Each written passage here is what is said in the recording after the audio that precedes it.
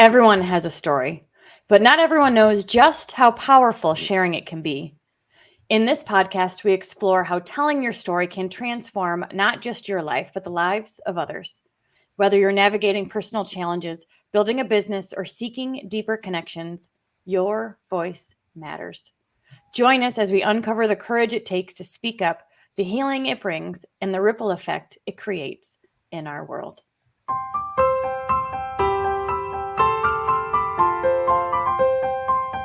Welcome to the Stop Suffering in Silence podcast with your host, Denise Walsh and Rachel Timothy. Why, hello, Rachel. Fancy meeting you here. Right? It's been a hot minute. It sure has. We took the last few months off of the podcast and really played with our kids and traveled and enjoyed summer. And in the meantime, you've been posting some reels that have gotten a good amount of attention. So welcome to all our new subscribers. Yes. Grateful to have you guys. So I think this is as our inaugural episode back into the rhythm of the Stop SIS podcast. I think this is a great way to get back into the swing of things. Stop Suffering in Silence was born out of a place of wanting to create a space for people to share their stories and to connect with others, because we know that trauma and hurt and heartbreak create isolation, and healing happens in community. So over the summer, as we've been getting creatively inspired by just taking a break and doing fun things, you had a great idea. So why don't you introduce to our audience the new campaign that we'll be running on the Stop SIS socials? Yeah, so it's called 100,000 Voices Heard. And truly, it is geared towards just giving a platform for people who want to share their story, who haven't maybe had the opportunity to share it publicly. They want people to understand what they've been through and the power of their own healing journey. And so the goal of this is to obviously get 100,000 voices heard. But each story will be unique and a little bit different and will inspire you in just a little bit of a different way. And I think that's God. That's how he works, you know? And so I'm super excited on who we're going to meet and what stories we're going to hear and the transformation that we're going to get to see. But yeah, it was something that God placed on my heart and I took off with it. What I love about Rachel is she is not one to wait till Monday. You know, she has an idea and she gets into action quickly. So immediately after you being inspired, you went to take action. You started to find someone and you prayed about it and you looked around and you were led to a lady who will share her picture here in a minute. But before we do, I want to just talk a bit about why telling your story is important, because I think all of us have a story, which is why, to be honest, I think everyone needs therapy, at some level. We all need a place to process our story. Like, why am I the way that I am? What do I really want? How do I take what I've been through and use it for good? Or, all of these kind of big questions that you're not just talking about with people in the grocery store can happen at a Stop SIS program and, of course, in counseling at times. But it's true. Sharing your story not only helps you, but it also helps the people who hear it. Do you have any thoughts on that? Yeah, I mean, I think silent. I think he wants you to feel like you're the only person that has ever gone through anything like this ever. And as soon as you start to speak out and you start to see other people kind of raise their hands and say, yeah, I know exactly what you're talking about. I've been through that myself. Healing begins to take place and you're able to get a totally different perspective about the hurt that you've been through. And I think it opens up wounds. I really do. I think it opens it up, but for a chance to be healed rather than covering it up and sweeping it under the rug where it festers and grows. Right. When we do our 90-day U-turn program, one of the first week or two is all about, sharing a bit about where you are now and what life looks like now and how you got here and that kind of thing. And one of the main aha moments that people share after those first few meetings is, I'm not alone. Like, we've all got stuff. And Yeah. it's hard. Life is hard. And I think that feeling of connection can be really, really helpful, knowing that number one, you're not crazy. Like, life is hard, and these are potentially like normal responses to life being hard. There's other people that have experienced something similar. You can relate in that way. And not that we're going to stay commiserating, because Yeah. part of the story is the healing journey and getting to the other side. But there's something to be said about knowing that you're not having to deal with or figure this out on your own. Yep. And it's a scary process because you could be mocked or made fun of or not believed, and that's one of those fears that Satan places in there. Like, you shouldn't speak out because you just never know what the response is going to be. But truly, I think healthy individuals are going to be able to say, nope, what you went through isn't right. I'm so grateful you told me. I think more of you, not less, and all those validating things. I think that's a huge part of sharing it, is not just getting it off of your chest and processing through it, and not even just for other people hearing it and feeling validated themselves, but the validation you also get in being believed. You've said it time and time again. We've had other guests say it, that even just being believed is a part of the healing process. It sure is. Yep. It's vital. Yeah. All right. So you got inspired and then you went immediately into action. So tell us a bit about, we'll share the first story and then we'll have you guys go to Instagram for the other stories that Rachel has shared. But I'll share my screen and you can tell us a little bit about our Sure. first Yeah. story here. So it started off with I needed filled. You hear fill before you pour. I needed filled by God. And the place that I would go is out to the lake. And that's where I went. And I was just really needing to hear from him direction. And, like, we had taken the summer off. There were lots of twists and turns in the summer. And I was looking for direction and guidance. And so I went to the lake. And while I was there, I felt like God was telling me, this isn't where I want you to be. Go to downtown Nashville. And I was like, okay. I guess, God's going to be around people who are hurting. If I want to meet God somewhere, that's probably where we'll see him. And so I got in the car immediately and I started driving to Nashville. And honestly, it first started with me remembering a girl from my past named Caitlin. And if you've read my book, you know who she is, but she was a victim to this stuff as well, and somebody that I met in the journey, going through this as an adult. And I remember thinking, what would she want? What would she want me to do? And immediately I knew she would want me to make sure her story is known, to make sure that, her story, her situation is not just forgotten, but heard and believed, and hopefully action taken to help others. And so um, from there, I felt like God was placing on my heart the desire of seeking other people's stories. And from that, it was like, okay, I've got this gut feeling. If I go to Nashville and I find a place and just park myself, I even had this vision in my head of like a half concrete wall. Like, I'm going to sit on this half concrete wall and there's going to be a woman there who's going to want to share her story.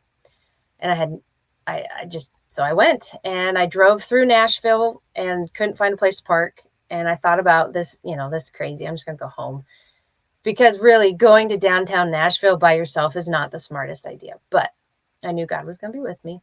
So I turned back around and I found a parking spot, and it was like $15 or $20 to park for an hour. And I'm like, okay, I'm giving myself 1 hour and I'm going to go sit on, and I saw this half concrete wall and I'm like, well, by golly, there we go. And so I go and I sit on this half concrete wall and I'm like, I'll give it an hour. And I had my journal and I was writing and I was kind of looking around at my surroundings. And there was a whole lot of homeless people in this particular area. A lot of them looked, to be on drugs. They looked, they were laying around sleeping.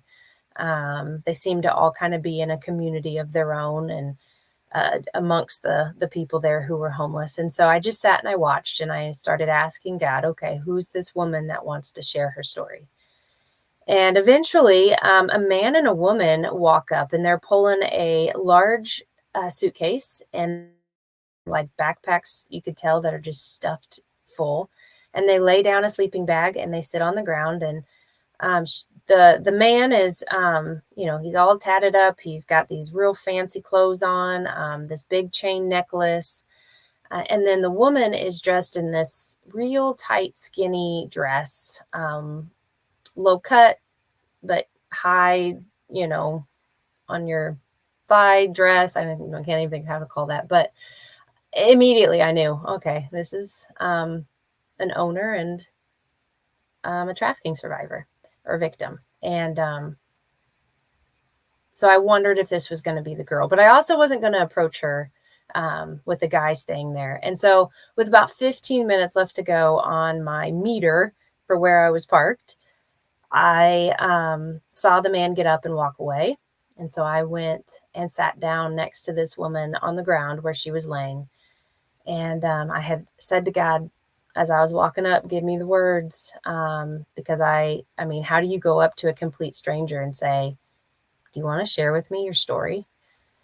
And so I was like, hey, girl. Those were the words God gave me. Hey, girl, are you doing okay? And she's like, she kind of rolled over and she's like, yeah. She had real loud music going on her phone, so she shut that off and she kind of looked up at me and I said, do you need anything? And she said, no, I'm all right. And I sat down on the grass next to her and I just began to tell her who I am and that I've had the opportunity to share my story and that it was healing for me to be able to speak my truth. And I said, do you want to share your story with me? And without any hesitation, she began to share her story. And here she was, I believe, 28, 29 years old. She became homeless when she was 18. And her mom basically didn't care about her or where she was and didn't take care of her. So she was on the streets. I started asking her questions. And she said, I asked her, what's one of your dreams? And she says, I want to be a nurse. I said, that is awesome. I said, where did you learn that you wanted to become a nurse? And she said, well, when I was 10 years old, my mom had a baby sister and I was her primary caregiver. And so I changed her diapers and I fed her and I put her to sleep and I did all the things. And I said, well, that's really young for a 10-year-old to have to do that. She goes, but I loved it. And I loved my baby sister. And that's when I learned I wanted to take care of people. And she's like, I want to go back to college. And, she has dreams and she didn't hesitate 1 second to tell me about it. But she went on to explain, we go from homeless shelter to homeless shelter. I really need a tent so that I can have some place. I've tried to get a job and, just hard to keep anything. She said this guy was her boyfriend. And I'm like, does he treat you okay? And she's like, oh yeah, he treats me real good. But all in all, I just found it so interesting how easy it was for her to start to explain her story and how she probably hadn't been asked that question very much. People look at her and they see what they see and they move on. But there is a story there, and it's a sad story. And there's her picture. Isn't she precious? I asked her, I said, do you believe in Jesus? And she said, oh, yeah, I believe in Jesus. And she was very quick to be able to say that she knows who he is and loves him and wants to follow him. So, it's funny because you're right. You were talking earlier about all the ways that telling a story impacts people. And I think it was empowering for her to be seen and heard.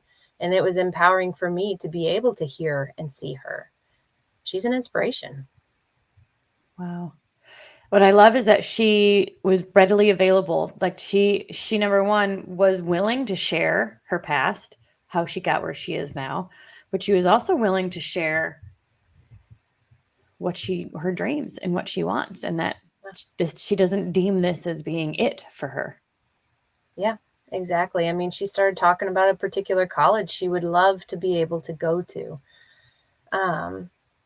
And a lot of times you see these people on the street and you see them homeless or whatever, and you think, oh, the idea of offering them money and all, and yes, it's biblical or good to do, but sometimes just sitting and listening to them might give them more of a gift than anything, because when they hear somebody believe in them, like, you can do this, you don't have to stay here, that might be just the thing they needed to get up and get moving towards their dreams. Right. And so this was inspiring, and it didn't stop here. So this was like putting your toe in the water. You listened to her story, but you didn't record it just yet. You did get a picture. Good work. But then you started asking others to share your story, and those are the videos that you've been posting on Stop SIS Instagram. Have you been posting on YouTube as well and other places? Yes. Okay. Yes. Yeah, I'll share the screen just really quick so you guys can see what it looks like on Instagram. If you want to come on over, or, this is Lanita's story, 3 parts. And then I don't remember her. Martine. And then we've got this gentleman right here as well. John, I think, was his name. Yeah. And so you'll see their stories sprinkled in with the goal of getting to 100,000. Woo! Why not? Yeah, why not? So we've got 3 down. Go ahead. Oh, go ahead. Well, I was just going to ask, what's your strategy? Like, if there's somebody out there that has a story to share and they're able to get it in 3 minutes or less, would it be an option for them to record themselves sharing a little bit of their story?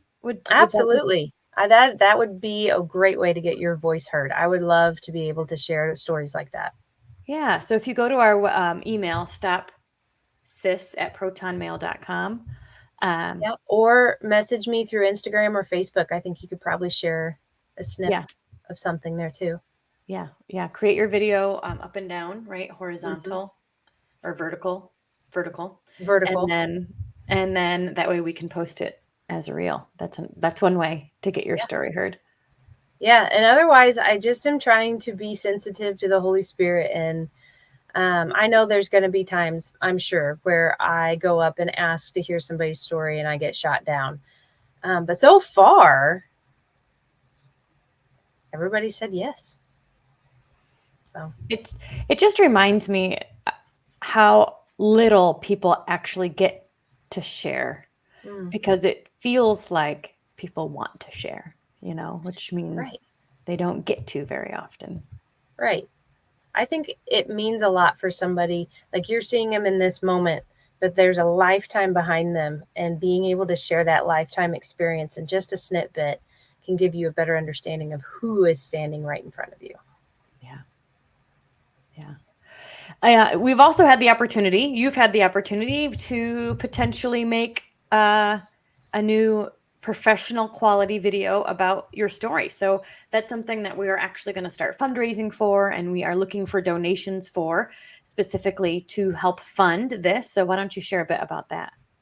Yeah. I've had a lot of people come up to me from time to time saying my story is one that could be a documentary, or it could be something, a show or whatever. And I'm very picky on that. But there's a man in my church who is very gifted in being able to create videos professionally. And I presented him with the need that we have for about a 15-minute video with my story. And our hope and prayer is that we will be able to get this in class, be able to use this as a way to do Stop Suffering in Silence events without me physically having to be there.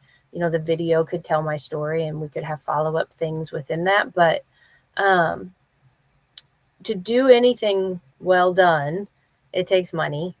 And just, first of all, finding somebody willing to do it for a good price, and then putting all the effort and energy into it for me was step one. And now it's going to be fundraising so that we're actually able to continue with this and get it into the hands of people who need to hear it. Do you have a goal? Like, has he given you how much he thinks it will be, or are we just asking for, the first round of maybe $3,000 or $5,000? What do you think? I would guess, to be honest, 10,000 would be a more accurate number for a 15-minute video. Yeah. And so that would probably be my goal starting right now. And then we talked a lot about it, and, would save money for me to be interviewed and be able to speak some of my story like this. But we also want to do a lot of B-roll, and that's going to take a lot of time and money for sure to get people to do that. Yeah. Yeah. I think your story done well, your story is powerful anyway. And then to be able to put the visuals and sound and things to it, I think can take people on a bit of a journey. And to be able to have this to utilize at Stop SIS events, or in schools or hospitals or other places where we are educating professionals and people about the realities of trafficking. This is going to be a really great resource. So we're excited that you found somebody that you trust, that you believe in, that is professional and will do your story justice.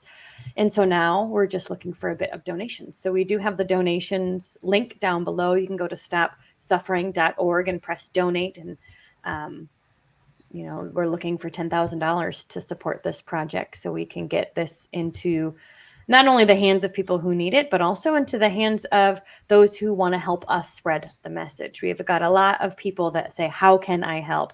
And hosting a Stop SIS event, sharing Rachel's story, letting them know what's happening with guided conversations that we help provide would be a way for anyone who wants to support the ministry and get the word out about trafficking and just open up this conversation in their area, an easy way to do it. Yeah, and I want you just for a second to visualize, a little girl sitting in her classroom who has experienced some of the things that I did, but she doesn't have the verbiage to be able to say it. She doesn't know anybody else who's been through it. Maybe she thinks this is normal. Maybe she thinks that there's nothing wrong with this, but she hears my story through this video and is able to connect with it and say, okay, I need help, and able to talk to a teacher, and things can go from there. Whereas getting me into schools is much harder. I mean, you're talking assemblies and, all that sort of stuff. And schools just aren't readily doing that anymore. And so this video, I really do feel like it could help rescue a lot of kids who are being hurt. Right. Yeah. And you think if they have like the health sessions, like in fourth and fifth grade, they've got time slotted for health. And this certainly could be something that's included in that conversation. Agreed. Yeah. And I just think if you don't give kids the words, they're not going to be able to speak up. Right. Right. And that's part of why sharing our stories is so important, because again, oh my gosh, that's me. I've experienced something like that. I'm not alone. Or that's how I feel. I'm not crazy. Other people feel that way too. Or, there's so much connection that can happen in sharing your story. So if you have a story that you want to share, please email us or inbox the Stop SIS accounts on Facebook or Instagram, and let us know. And we'd love to either help you kind of organize it if you don't really know what to say, or, just send us your polished video or your done video. Polished isn't the right word. It doesn't need to be edited. It doesn't need to be perfect. Just get your story out, and then we can also edit it down a little bit and take out any filler words. So don't feel like it has to be perfect, but send us your video and we'll start that conversation and include you in the 100,000 voices. And then Rachel, your voice is absolutely one of them. Thank you for sharing your story. If you guys have not yet read her book, Open Blind Eyes, be sure to get it. It is in the description box below, available on Amazon, and you can read it in a weekend.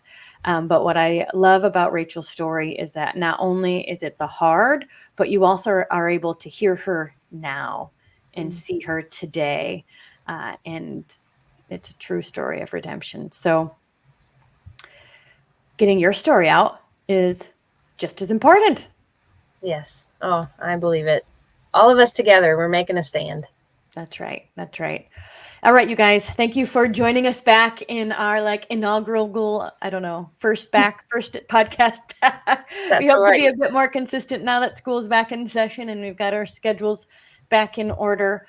But thank you to all the new subscribers that we have. Please be sure to comment, like, subscribe, all the YouTube things. Share this with somebody who you think has a story that maybe would love to share and get their voice heard as well. And we'll be back here, same time, same place next week.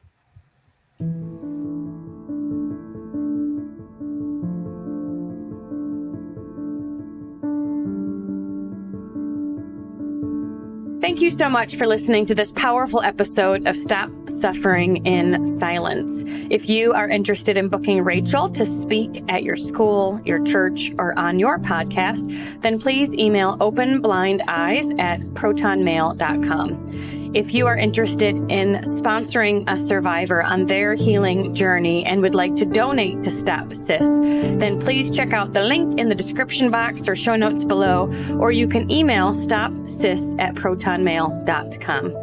And finally, if you are currently suffering in silence, or you know somebody who is, whether they're dealing with a current trauma or one from the past, then we will always recommend that you reach out to your local resources and find a counselor that you can trust, because nobody is meant to suffer alone. Have an amazing week, and thank you for being here.